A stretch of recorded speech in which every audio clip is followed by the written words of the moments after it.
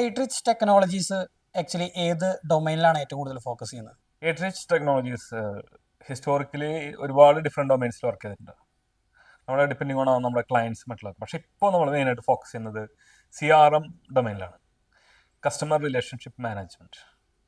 കാരണം നമ്മളുടെ ഒരു product sweet, sales and rich എന്ന് പറയുന്ന ഒരു പ്രോഡക്റ്റ് സ്വീറ്റ്, അതൊരു 7-8 വർഷത്തിന് മുമ്പ് നമ്മൾ കുറച്ച് ക്ലയൻസിന് വേണ്ടിയിട്ട് സ്റ്റാർട്ട് ചെയ്തിട്ട് പിന്നീട് അത് ഒരുപാട് ക്ലയൻസിലേക്ക് പോയി, അതിങ്ങനെ എക്സ്പാൻഡായി, അത് പലവിധ മൾട്ടിപ്പിൾ വേർഷൻസിൽ കൂടെ പോയി. ഇപ്പോൾ ഒരു ഓൾ ഇന്ത്യ ലെവലിൽ തന്നെ നമ്മൾ ഒരുപാട് ക്ലയൻസിലൊക്കെ, ഒരുപാട് ബിഗ് ക്ലയൻസ്, ബിഗ് കമ്പനീസൊക്കെ നമ്മുടെ പ്രോഡക്റ്റ് ഇങ്ങനെ പ്രൊമോട്ട് ചെയ്ത് ഇങ്ങനെ കൊണ്ടുപോകുന്നുണ്ട്. അപ്പോൾ അതിനൊരു ഡെഡിക്കേറ്റഡ് ടീമുണ്ട്. ഇപ്പോൾ ഏകദേശം ഒരു 10-14 സ്റ്റാഫുള്ള ഒരു ടീമാണ് ഇപ്പോൾ ഈ സെയിൽസ് ആൻഡ് റിച്ച് എന്ന് പറയുന്ന ഡിവിഷനിലുള്ളത്.